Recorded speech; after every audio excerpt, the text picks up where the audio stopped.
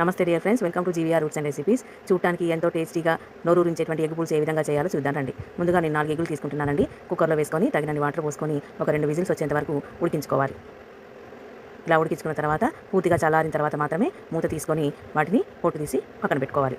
దీనికి నేను నిమ్మకాయ సైజ్ అంతా చింతపండు తీసుకొని ముందుగా కడిగి నానబెట్టుకుంటున్నాను. అలాగే 4 ఉల్లిగడ్డలు, 1 టమాటా ఇవన్నీ ఇంగ్రీడియంట్స్ తీసుకొని వాటిని అన్నిటిని కూడా శుభ్రంగా కడుక్కొని కట్ చేసుకోవాలి. అదేవిధంగా 2 వెల్లుల్లి, 2 లవంగా, 2 దాల్చిన చెక్కలు తీసుకొని వాటిని ముందుగా గ్రైండ్ చేసుకొని ఆ తర్వాత 1 టమాటా అలాగే 1 ఆనియన్ కట్ చేసుకొని వాటిని మిక్సీ పట్టుకుందాం. ఈ పేస్ట్ అనేది పులుసు చిక్కబట్టడానికి బాగా యూజ్ అవుతుంది, అలాగే టేస్టీగా ఉంచుతుంది. నెక్స్ట్ వచ్చేసి ఈ ఎగ్స్ అన్నిటిని కూడా తీసుకొని వాటిని పొట్టు తీసుకున్న తర్వాత కొద్దిగా ఆయిల్ వేసుకొని గిన్నెలో దాన్ని కొద్దిగా ఈ ఎగ్స్ని మనం వేపుకుంటే టేస్టీగా ఉంటాయన్నమాట. పులుసుకి మంచి టేస్ట్ వస్తుంది. చూసారా, ఇలా అతుకుపోతూ ఉంటుంది. మధ్య మధ్యలో మనము గంటెతో కదుపుకుంటూ వేయించుకోవాలి.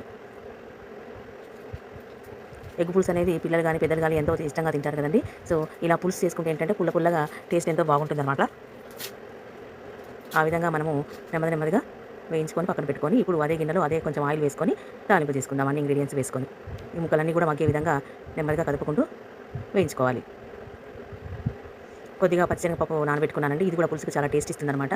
సో అది ఆ విధంగా వేసుకొని వేపుకున్న తర్వాత కొద్దిగా పసుపు, తగినంత అల్లం వెల్లుల్లి పేస్ట్, అలాగే కొద్దిగా కసూరి మెంతి వేసుకుంటున్నాను. వీటన్నిటిని కూడా వేయించుకోవాలి. కసూరి మెంతి వల్ల పులుసుకి చాలా టేస్ట్ వస్తుందండి. ఇంతకుముందు మనము గ్రైండ్ చేసుకున్నటువంటి పేస్ట్ని కూడా ఈ తాలింపులో వేసుకొని మగ్గించుకోవాలి. సో దీంట్లో తగినంత ఉప్పు వేసుకుందాము. అలా కొద్దిగా మగ్గిన తర్వాత ఈ పులుసు అంతా మనం తీసి పెట్టుకోవాలి. చూసారా, అలా మగ్గిపోయింది.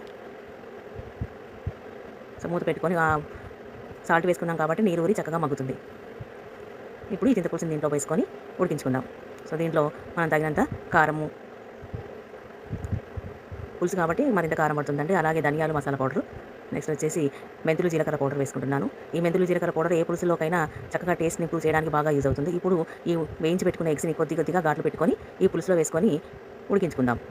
అలా ఘాట్లు పెట్టుకోవడం వల్ల ఆ పులుసు అంతా ఆ ఎగ్గులోకి ఇంకిపోయి ఎగ్ టేస్ట్ వస్తుందన్నమాట. సో అలాగే ఇక్కడ మిగిలిపోయిన ఈ చెత్తనంతా ఏదైతే ఉందో అది నేను చెట్లకు యూస్ చేసుకుంటానండి. కంపోస్ట్ తయారు చేసుకోవడానికి యూస్ చేసుకుంటాను. నెక్స్ట్ ఈ పులుసు దగ్గర పడిపోయిన తర్వాత మనము కొత్తిమీర వేసుకుంటే టేస్ట్ బాగా ఉంటుంది. సో చూసారా, ఎంతో టేస్టీగా ఉండే ఎగ్ పులుసు రెడీ అండి. మీరు కూడా ట్రై చేయండి. Thank you.